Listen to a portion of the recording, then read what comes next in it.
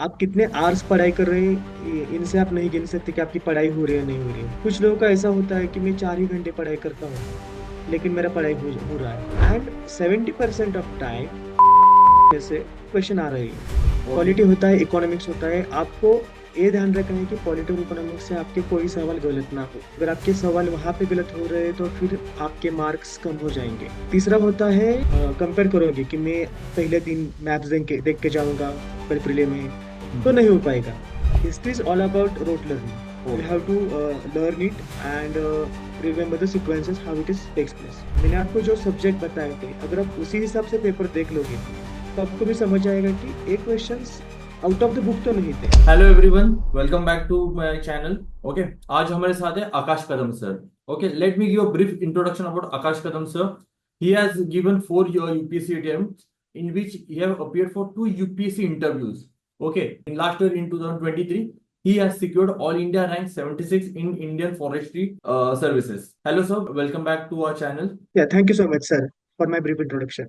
Okay sir. Sir starting में like really want to get into the how was your journey, like engineering या फिर कौन सा आपका जो ग्रेजुएशन था, आपने उससे कैसे स्टार्ट किया और आपने क्यों डिसाइड किया कि आपको यूपीएससी करना है। और आपके जो डाउनफॉल थे, obviously you have given 4 attempts, मतलब 4 अटेम्प्ट मतलब 5 साल।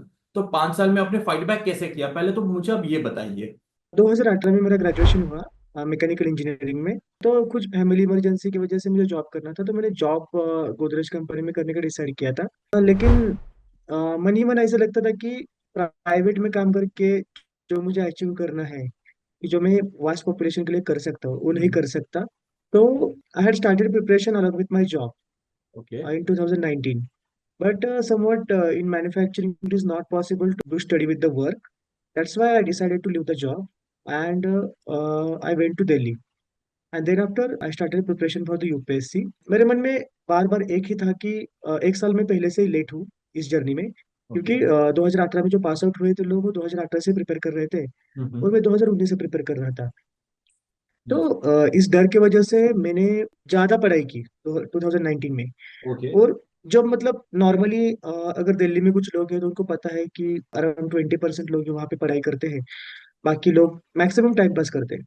यस। तो मेरा एक था कि मैं चाय पे जाऊंगा तो 15 मिनट में ही आ जाऊंगा, उससे ज्यादा मैं टाइम पास नहीं करूंगा, क्योंकि मुझे ये था कि मैं 1 साल पीछे चल रहा हूँ हम्म। और अपनी सिचुएशन भी ऐसी नहीं है कि ज्यादा सस्टेन कर पाएंगे।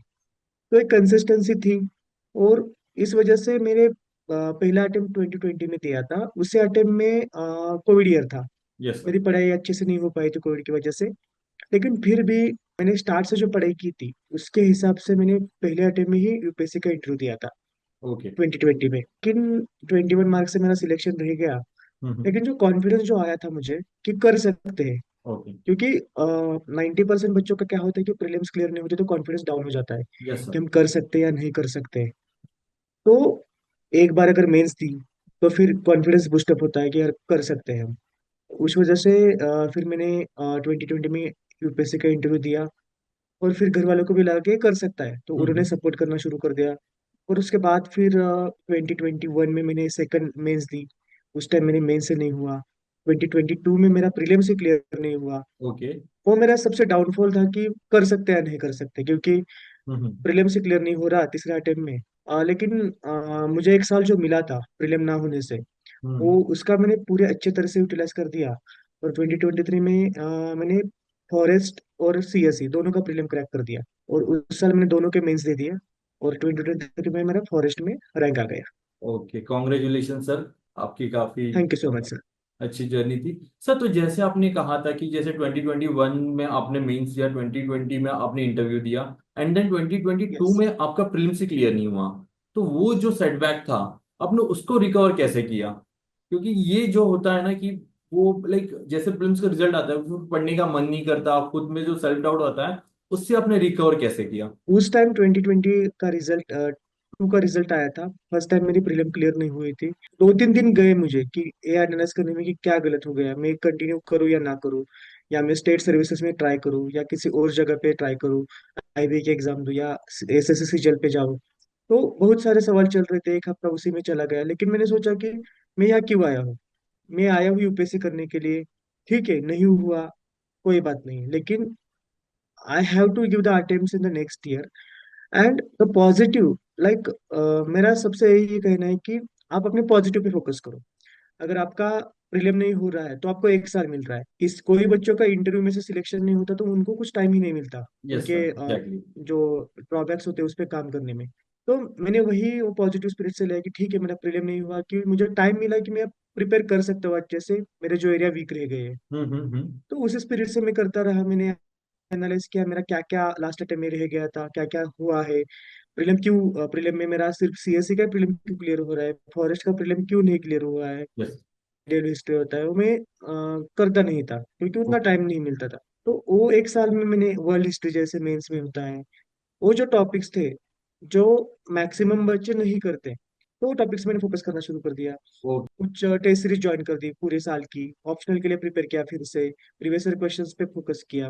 अच्छा। तो इट इट वाज लाइक आप अगर प्रीलिम को जा रहे हैं तो यही फोकस से जाओ कि आपका मेंस का सिलेबस पूरा हुआ है। आपने मतलब जो पूरा पूरा साल है वो अच्छे से यूटिलाइज किया, आपने टेस्ट सीरीज लगाई, आपने ऑप्शनल को वापस प्रिपेयर करना स्टार्ट कर दिया। आपने देखा कि अब प्रीलिम्स में जैसे उसी साल की प्रीलिम्स फेल नहीं हुए, आपने 2 साल से फॉरेस्ट्री की प्रीलिम्स भी नहीं क्लियर हो रही है, आपने उसके ऊपर भी फोकस किया कि मैं इसको भी कैसे क्लियर कर सकता हूँ, right? Yes sir, yes sir. Okay sir, तो बेसिकली इसमें और एक क्वेश्चन मेरा मैं पूछना चाहता हूँ कि जैसे ये जो 5 साल की जर्नी है 2019 से लेके 2024 तक जो रिजल्ट आ रहा था, राइट? तो वो जो है यस। तो उसमें आप कंसिस्टेंसी को कैसे डिफाइन करेंगे?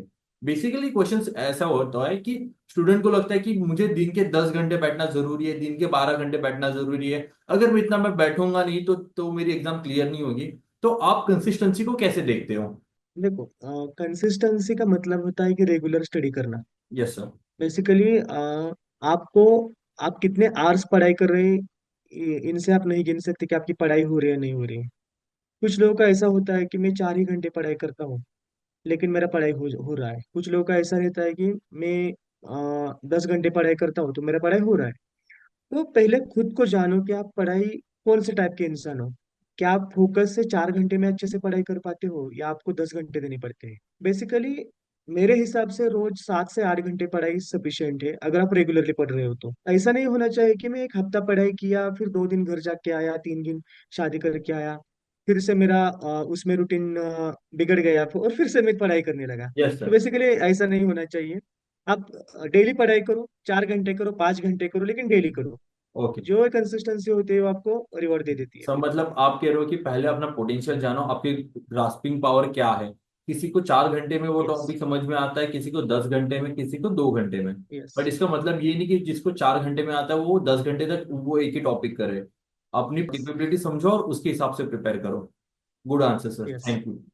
सर तो बेसिकली अभी मैं क्या करूंगा ना, I am directly going to the prelims topic. Okay, prelims के ऊपर हम लोग बहुत अच्छे से बात करेंगे क्योंकि आपने फॉरेस्ट्री क्लियर की है और आपके प्रीवियस अटेम्प्ट में फॉरेस्ट्री क्लियर नहीं हुई थी एक बार भी। तो आप इस नहीं हुई थी। Question yes. का बहुत अच्छे से आंसर कर सकते हो। ओके सर, तो आप मुझे बताइए कि हाई यील्डिंग सब्जेक्ट्स कौन से होते हैं यूपीएससी में, कि वहां से आपको पता है कि यहाँ से मैं इतने तो निकाल ही सकता हूँ। हाई लिंक सब्जेक्ट जैसे पॉलिटी। ओके। पॉलिटी होता है, इकोनॉमिक्स होता है। आपको ये ध्यान रखना है कि पॉलिटी और इकोनॉमिक्स से आपके कोई सवाल गलत ना हो। अगर आपके सवाल वहां पे गलत हो रहे हैं तो फिर आपके मार्क्स कम हो जाएंगे। तीसरा होता है ज्योग्राफी। ज्योग्राफी में जो मैपिंग होता है, यस। तभी यूपीएससी 3-4 साल से मैपिंग के ऊपर ज्यादा फोकस कर रहा है। तो आपका एक काम है कि आप वर्ल्ड का पूरा मैप आपको याद है या नहीं है। हम्म। क्योंकि लोग क्या करते हैं कि प्रीलिम्स आ गई तभी मैप्स करेंगे, ऐसा नहीं होना चाहिए। अगर आप न्यूज़पेपर पढ़ रहे हैं, न्यूज़पेपर में कोई कंट्री न्यूज में है, like there are middle eastern news और there is a Israeli news, so it is your duty to check the maps for the Israel and surrounding countries. UPSC की पढ़ाई लॉन्ग टर्म पढ़ाई होती है। अगर आप उसको 10वीं 12वीं की पढ़ाई से कंपेयर करोगे कि मैं पहले दिन मैप्स देख के जाऊंगा कल प्रीलिम में, तो हम्म। नहीं हो पाएगा। यस। ये डेली रूटीन रहना चाहिए। फोर्थली आपका सब्जेक्ट रहता है साइंस टेक्नोलॉजी एंड इन्वायरमेंट, जो ज्यादातर बच्चे नहीं करते हैं। ओके। लेकिन मैं ये कहना चाहूंगा कि इंडियन फॉरेस्ट सर्विस और इंडियन सिविल सर्विसेज एग्जामिनेशन दोनों के लिए प्रीलिम्स एक ही है। यस तो sir. UPSC always try to maintain environmental syllabus and environmental questions in line with the Indian Forest Service examination as well in prelims. तो आपको एनवायरमेंट अच्छे से करके जाना है क्योंकि लगभग 25 से 30 क्वेश्चन एनवायरमेंट से आ जाते हैं डायरेक्टली इनडायरेक्टली। ओके अगर सर। आपने अच्छे से नहीं किया तो फिर वो 25 और 30 में से क्वेश्चन में से आप 10-12 क्वेश्चन करके आए तो फिर आपका सिलेक्शन नहीं हो पाएगा। Yes sir. मैंने जो चेंज किया था, जैसे मेरा पहले बस सीएससी का प्रीलिम होता था, इस बार हम्म। फॉरेस्ट का हुआ, तो मेरा चेंज यही था कि मैंने एनवायरमेंट और साइंस टेक को अच्छे से किया था। ओके। जैसे साइंस टेक में कुछ क्वेश्चंस आ गए थे, डीएनए पे क्वेश्चन आ जाते हैं, या फिर बायोटेक के क्वेश्चन आ जाते हैं, तो आपको वो अच्छे से करके जाना है। अच्छे से कैसे करें? तो कोई भी क्लास के नोट्स उठाओ, कोई भी क्लास के, या फिर आप खुद क्लास लगाओ प्रीलिम्स के लिए। वो क्लास के नोट्स जो होते हैं, क्योंकि उन्होंने रिसर्च किया होता है। आप अगर न्यूज़पेपर से पढ़ने लगोगे तो आपको समझना है कि क्या पढ़ना है, या फिर आप सिर्फ ए देख के जाओगे कि या बायोटेक्नोलॉजी में कुछ तो इन्वेंशन हुआ था, लेकिन उसका बेसिस क्या है, और कौन सा जीन है उसमें, कौन सा किस लिए वो जीन इंट्रोड्यूस किया है, वो यस। आपको इन्फॉर्मेशन नहीं मिलेगी न्यूज़पेपर में से। इसके लिए आपको एनालिसिस देखना पड़ेगा। तो हम्म। जो सब्जेक्ट का आपके पास इंफॉर्मेशन है, जैसे पॉलिटी का आपके पास लक्ष्मीकांत होता है, या क्लास के कोई नोट्स होते हैं जिसका फिक्स सिलेबस होता है, लेकिन एनवायरमेंट और साइंस एक ऐसा सब्जेक्ट है जो करंट अफेयर्स के बेस पे आ जाता है। Yes sir. तो वहां पे आपको अपडेटेड रहना पड़ता है। अपडेटेड आप न्यूज़पेपर से नहीं रह सकते, तो आपको किसी भी क्लास के नोट्स उठाओ, वहां से अच्छे से करके जाओ। तो मैंने ये जो दो सब्जेक्ट है उस पर ज्यादा फोकस किया। पहले से मेरा हिस्ट्री, पॉलिटी, इकोनॉमी रेडी था। और fifthly ancient and medieval history, उसे हम्म। भी आपको स्किप नहीं करना है। अगर आपको फॉरेस्ट की प्रीलिम निकालनी है तो उसको भी आपको स्किप नहीं करना है। ओके। तो एंशियंट मिडिवल हिस्ट्री को अच्छे से पढ़ के जाओ। अ, उसके लिए NCERT, Tamil Nadu board, state board का जो बुक आता है वो उतना काफी है, लेकिन वो आपका रट्टा होना चाहिए। ऐसा नहीं कि मैं बस पढ़ लिया, मैंने तो पढ़ लिया था लेकिन ओके। मुझे क्वेश्चन नहीं सॉल्व हुए। हम्म। आपने पढ़ लिया लेकिन आपने याद नहीं रखा। Okay. History is all about rote learning. You okay. Have to learn it and remember the sequences how it is takes place. Okay, so basically So you are ये सेइंग सर सब्जेक्ट कि करो। Polity, economy, environment, geography, then science and tech, yes. And then ancient medieval and modern history, ये sequence में आपको पढ़ाई yes. करनी चाहिए और ये इंपॉर्टेंट सब्जेक्ट है। But polity yes. और इकोनॉमी से क्वेश्चंस नहीं गलत होने चाहिए। और एनवायरनमेंट से 25 to 30 क्वेश्चन डायरेक्टली इनडायरेक्टली आते हैं, तो उसको बहुत यस। अच्छे से प्रिपेयर करना चाहिए। और अलॉन्ग यस। विद मैपिंग वगैरह, जो वर्ल्ड मैप हुआ है, ये सारी चीजें, ये आपने चेंजेस करे आपके 2023 के अटेम्प्ट में, क्योंकि सर 2023 यस। का पेपर जो था काफी टफ था और काफी यस। ट्रेडिशनल लाइंस पे नहीं था वो, राइट? तो उसमें फॉरेस्ट क्लियर करना तो वो एक अलग बात हो जाती है। तो I guess just because of your this strategy आपने वो फॉरेस्ट क्लियर की, क्योंकि आपको आपके ऊपर कॉन्फिडेंस था कि मैंने इतनी सारी चीजें की है प्रीवियसली, ये चीजें थी, मैंने यहाँ पे इतने चेंजेस कर रखे हैं, तो ऑब्वियसली मुझे रिजल्ट मिलेगा, right? Yes. Sir, okay sir. मैं थोड़ा सा 2023 के पेपर के बारे में बोलना चाहूंगा। बिल्कुल सर। 2023 का पेपर डिफिकल्ट तो था, मैं भी एक्सेप्ट करता हूँ ये, लेकिन अगर आप सिलेक्टेड कैंडिडेट्स का देखोगे तो यहाँ पे जो ट्रेडिशनल लोग थे, जो कुछ ट्रिक्स एंड टेक्निक से जाते थे, हम्म। कि इलिमिनेशन टेक्निक यूज करते थे, उसका ज्यादातर यूज नहीं हुआ था 2023 में। 2024 में भी अगर आपने देखा तो सिलेक्शन उन्हीं लोगों का हुआ है जो लॉन्ग टर्म से प्रिपेयर कर रहे हैं। उनका नहीं हुआ है कि हाँ ठीक है अभी प्रीलिम आ रहा है तो मैं 3 महीने पढ़ लेता हूँ, कोई ट्रिक्स टेक्निक देख लेता हूँ, इलिमिनेशन कैसे करना है, ये करना है, वो करना है। हम्म। तो अगर आपका लॉन्ग टर्म प्रिपरेशन है, long term in the sense not like 4-5 years, but 1 year preparation proper है, तो आप 2023 का एग्जाम क्लियर कर सकते हैं। मैंने आपको जो सब्जेक्ट बताए थे, अगर आप उसी हिसाब से पेपर देख लोगे तो आपको भी समझ आएगा कि एक questions out of the book तो नहीं थे, बस ऑप्शंस कुछ आगे पीछे कर दिए, तो बच्चों को पेपर डिफिकल्ट लगने लगा। ओके। क्योंकि जो क्लासेस में होता था कि आपको इलिमिनेशन टेक्निक करना है, एक्सट्रीम वर्ड के फोकस करना है, उसको एलिमिनेट करना है, ए करना है, वो टेक्निक यहाँ पे यूज नहीं हो रहे थे, क्योंकि options are like only 1 is correct, only 2 are correct, yes only sir. 3 are correct। तो वहां पे इलिमिनेशन इज नॉट वर्किंग। वहां पे your knowledge is important. Okay. तो दोनों साल से अगर ट्रेंड देख रहे हैं तो वही है कि आपको आपके नॉलेज के हिसाब से जाना है। ट्रिक्स एंड टेक्निक आपको यूज करनी है, लेकिन कई जगह पे, बस उसके ऊपर आपका क्लियर नहीं हो पाएगा। उसके ऊपर बस डिपेंड मत रहो कि आपको ट्रिक्स एंड टेक्निक करना यस है। सर, क्योंकि आजकल यूट्यूब पे एंड देन ओआरएन में बहुत सारी है कि एलिमिनेशन टेक्निक यहाँ से कर लो, आपको 50-70 क्वेश्चन राइट आ जाएंगे, बस इतना कर लो 4 दिन में वगैरह। तो ये यस। काफी लाइक झोला छाप चीजें बहुत चल रही है यहाँ पे। तो आपने अच्छा हुआ ये चीजें एड्रेस कर ली। बेसिकली सर आप कह रहे हो कि एलिमिनेशन टेक्निक ठीक है, बट उसके पहले आपको कंसेप्चुअल क्लैरिटी, प्रीवियस ईयर का ट्रेंड, और जो बुक्स है बेसिक बुक्स वो अच्छे से करने पड़ेंगे। उसके बाद देन आप इसके ऊपर एलिमिनेशन टेक्निक के ऊपर जा सकते हो, राइट? यस। ओके सर, तो बेसिकली अगर मुझे एग्जाम क्लियर करनी है तो कोई एक टेस्ट सीरीज का नंबर है कि मुझे 40 टेस्ट सीरीज सॉल्व करने हैं, 50 सॉल्व करने हैं, 60, 70, 80, 90, मे बी 100, ऐसा कोई नंबर है कि जो आपने 2020 में किया था, 2021 में किया था, इतने टेस्ट किए, बट आपने 2023 में ज्यादा किए, इसकी वजह से आपको फॉल्सली क्लियर हुआ, ऐसी कोई चीज है क्या सर? देखो, फ्रैंकली स्पीकिंग मैंने टेस्ट सीरीज कोई ज्वाइन नहीं की थी ओके। मेरे चारों अटेम्प्ट में। क्योंकि मुझे वो जल्दी समझ आया था कि UPSC itself is a test series.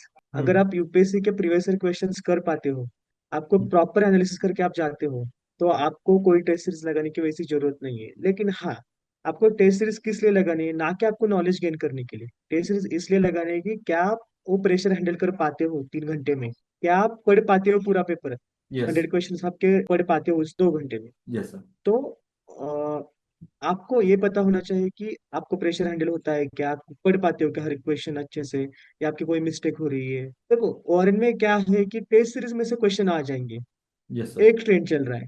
ऐसा कभी नहीं होता कि टेस्ट सीरीज से क्वेश्चन आ जाते एग्जाम में। टेस्ट सीरीज क्यों होती है कि आपने जो पढ़ाई किया, क्या वो रिफ्लेक्ट हो रही है क्या आपके एग्जाम में। आप पेपर पढ़ पा रहे हो कि नहीं 2 घंटे में, आपको प्रेशर हैंडल हो रहा है नहीं हो रहा, या आप 50 क्वेश्चन के बाद आपका कंसंट्रेशन लूज हो रहा है। Yes sir. ये चीजें चेक करने के लिए टेस्ट सीरीज होनी चाहिए, ना कि आपके एग्जाम नॉलेज के लिए। और सेकेंडली, मैं प्रीवियस ईयर क्वेश्चंस पे ज्यादा बिलीव करता था। ओके। जैसे मैं जितना पीछे जा सकता हूँ, 1975 तक भी मैं गया हूँ क्वेश्चन देखते देखते, ताकि 2023 का अगर पेपर देखोगे आप, तो मैं 9 to 10 क्वेश्चन ऐसे बताऊंगा कि जो प्रीवियस ईयर क्वेश्चन के ऊपर आए सीधे। ओके। तो 9 to 12 question are not a joke for the prelims. Yes sir. They're making very big role there. So basically, you have to go for test series, but for purpose of the whether you are prepared properly or not your books. Secondly, whether you are completing paper in 100 questions in 2 hours or not, and thirdly, whether you are able to handle the pressure or not. Okay sir, इसमें बस एक चीज मैं add करना चाहूंगा, like आप मुझे बताइए सही अप्रोच होगा या नहीं।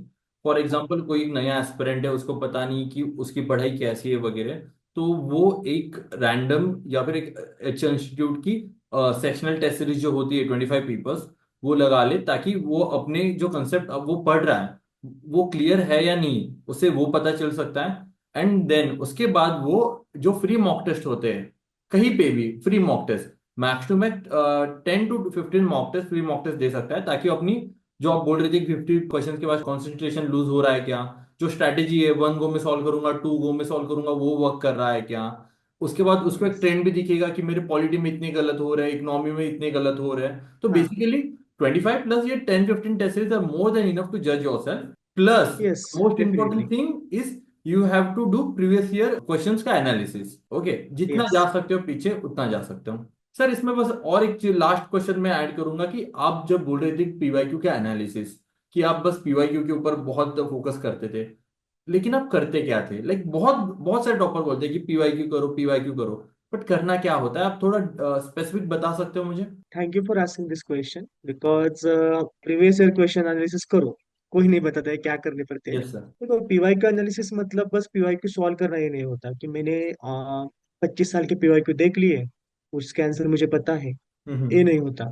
आपको क्या करना पड़ता है, अगर आप 2024 का पेपर दे रहे हैं, अभी 2025 का दे रहे हैं, तो आपको देखना पड़ता है कि ठीक है, मैंने 2020 का पेपर ले लिया, क्या क्वेश्चन पूछा है यूपीएससी ने। अगर क्वेश्चन पूछा है कि पार्लियामेंट्री प्रिविलेजेस पे क्वेश्चन पूछा है, तो ठीक है, पार्लियामेंट्री प्रिविलेज के ऊपर क्वेश्चन आया है, तो उसके ऑप्शंस क्या दिए यूपीएससी ने।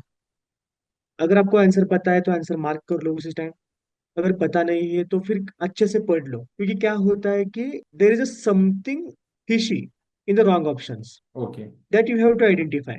एंड यूपीएससी की एक लैंग्वेज है, उस लैंग्वेज को समझो यस कि sir. UPSC wrong wrong options कैसे सेट करती है। ये ओके। आपको पता होना चाहिए, और ये तभी पता होता है जब ज्यादा से ज्यादा ऑप्शंस पढ़ते हो, और यूपीएससी ने जो आंसर्स दिए हैं वो पहले मार्क कर लो। लाइक आपको एबीसीडी ऑप्शन है, कोई क्वेश्चन है एंशियंट हिस्ट्री पे, एबीसीडी ऑप्शन है, तो वहां पे आपको पता चल जाएगा कि हाँ ठीक है, यूपीएससी ने बी आंसर दिया है, लेकिन ए क्यों नहीं है, ओके। सी क्यों नहीं है, टी क्यों नहीं है। आपको हर एक क्वेश्चन पेपर में हर एक क्वेश्चन पे ए एक्सरसाइज करना पड़ेगा कि ये ए ऑप्शन क्यों नहीं है, सी ऑप्शन क्यों नहीं है, डी ऑप्शन क्यों नहीं है। जब आपको ये पता चलेगा कि हाँ ठीक है, ए में ए था इसलिए ये ऑप्शन नहीं है, सी में ए था इसलिए ये नहीं है, डी में ए था इसलिए ये नहीं है, तो आप अच्छी तरह से प्रिपेयर कर पाओगे। क्योंकि then you understand when question comes and the similar statement has given in the paper, and you know that UPSC is using these are keywords or these are pronouns, nouns okay. to make the answer wrong. Then there are almost 30% questions where आपको दो options में confusion हो जाता है, B लिखो या सी लिखो। तो बी और सी में अगर आपको ये पता चल जाता है पैटर्न यूपीएससी का प्रीवियस ईयर क्वेश्चन में से, तो आप ठीक से इलिमिनेट कर पाओगे कि ठीक है मैं बी आंसर लिख रहा हूँ। ओके। दूसरी बात होती है, ऑप्शन में से क्वेश्चंस तैयार हो जाते हैं। अगर पिछले साल कोई ऑप्शन आया है, तो आपका काम है कि ऑप्शन आपको विकिपीडिया पे जाके देखना यस सर। है, एंड 70% ऑफ टाइम विकिपीडिया में से क्वेश्चन आ रहे हैं। ओके। अगर 3-4 साल पहले अगर कोई ऑप्शंस पूछा है, अगर वो ऑप्शन आप उस ऑप्शन के ऊपर अगर क्वेश्चन आ रहा है अभी, तो आपका उसका सोर्स देखना है। तो एक काम कर लो, वो ऑप्शन बस विकिपीडिया पे डाल दो, फर्स्ट पैराग्राफ में ही आपको उसका जो क्वेश्चन पूछा है वो स्टेटमेंट मिल जाएगा। तो यू हैव नॉट लाइक, आपको पूरा विकिपीडिया नहीं पढ़ना है उस ऑप्शन के लिए, बस आप पहला पैराग्राफ पढ़ लो, ओके। उसमें से याद रखो जो कीवर्ड और फैक्ट है, और आगे जाओ। तीसरा होता है थीम्स। यूपीएससी कुछ थीम्स फिक्स है, जैसे वाटर के ऊपर क्वेश्चन आना ही आना है, मनी के ऊपर क्वेश्चन आना ही आना है हर साल। Yes sir. वो थीम्स आइडेंटिफाई करो प्रीवियस ईयर क्वेश्चन में से। तो थीम्स अगर एक बार आइडेंटिफाई कर पाते हो और क्वेश्चन पेपर देख लेते हो, तो आपको समझ आएगा कि ठीक है, वाटर के ऊपर मुझे प्रिपेयर करके जाना है। कितना वाटर है, अगर आप ज्योग्राफी की एनसीईआरटी पढ़ रहे हो उसमें वाटर का परसेंटेज दिया है कि अंडरग्राउंड कितना है, एटमॉस्फेयर में कितना है, उसके ऊपर 5 से 6 बार क्वेश्चन आ चुका है कि फ्रेश वाटर रिसोर्सेज कितने हैं, वो कहाँ कहाँ पे कितने मिलते हैं। Yes sir.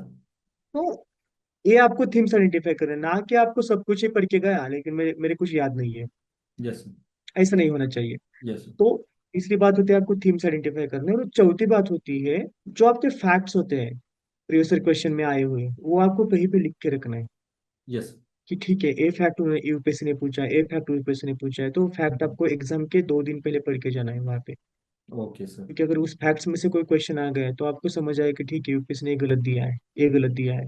देखो, ऑप्शन यूपीएससी ऐसे सेट करता है कि उसमें कुछ गलत हो जाता है। ओके। और एक, फॉर एग्जाम्पल, अगर आपने कोई ऑप्शंस देखे ना, जनरली, नॉट एब्सोल्युटली, जनरली जो लॉन्ग ऑप्शंस रहते हैं वो ज्यादातर टाइम गलत रहते हैं। क्यों? Yes sir. क्योंकि लॉन्ग ऑप्शन में कुछ ना कुछ गड़बड़ की होती है यूपीएससी ने। जैसे कि उन्होंने बनाए हैं वो वहां से डायरेक्टली स्टेटमेंट नहीं बना, हाँ, वो बना रहे हैं वो ऑप्शंस। लाइक 2023 में आर्कियोलॉजिकल एक्सकेवेशंस यस एक सर। ऑप्शन था। हम्म। तो archaeological excavations was the answer. अगर आप बाकी देखोगे, तो उसमें बहुत स्पेसिफिक गए UPSC, printing press in the British India. Yes sir. So आपको देखना पड़ेगा कि कितना स्पेसिफिक ऑप्शन है, कितना जनरल ऑप्शन है। It is the paper of general studies, so yes sir. Options are general in the general. Sense, not the specific. Basically मैं भी आप जो बोल रहे हो ना, मैं उससे लाइक टोटली एग्री करता हूँ, क्योंकि मैं भी जब मेंटोरिंग करता हूँ स्टूडेंट के साथ, मैं उनको बोलता हूँ कि समझो कि आपका एक दोस्त है, और आपका दोस्त झूठ कब बोलता है आपको पता होता है।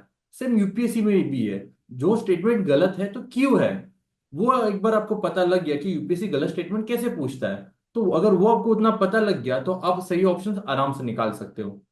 बट उसके पहले यस। आपको ये एलिमिनेशन टेक्निक के पहले आपको अच्छे से किताबें पढ़नी चाहिए, जो आपका बेसिक सोर्स है वो अच्छे से करना पड़ेगा।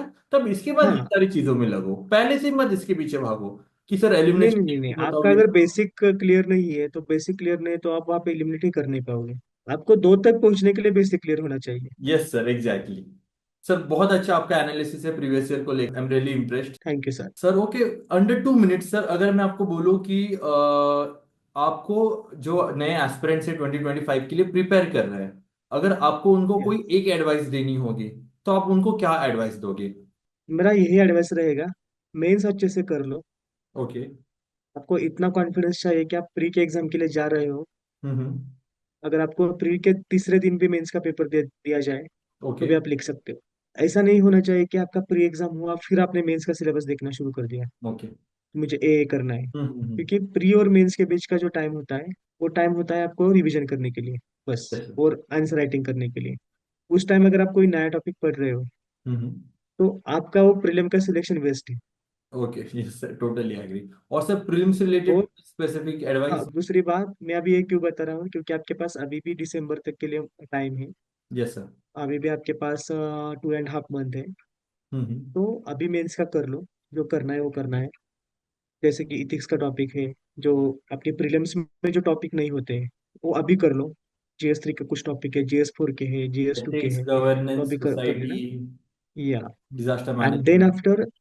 जनवरी से आपको प्रीलिम का प्रिपरेशन स्टार्ट करना ही है, क्योंकि prelim is a dicey, hmm. It is not based on the like तुक्का यस सर, and एग्जैक्टली। रट्टा.